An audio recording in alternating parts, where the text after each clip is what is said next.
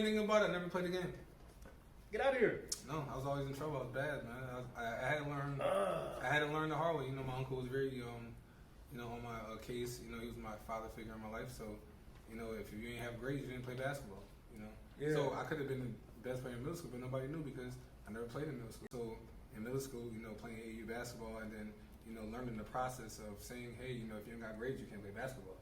So that was something that I had to learn at an early age until late, you know. So a lot of players now think basketball first and education second because of how many leaps you can make. But you know, when you coming up younger, you had to hit every step and be successful. So you know, I had to learn. Like, you know, I couldn't play basketball or come outside because I didn't do my homework and I had bad grades. I'll be honest with you.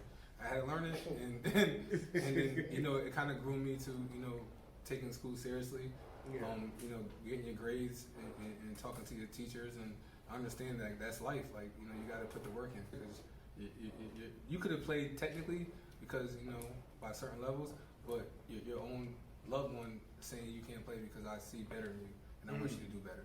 So that was hard to say, hey, you know, to your dad or to anybody like that is a big influence to say, you know what, I want to play. Well, you can't. You can't. Then you sit there like, well, the coach said I can play.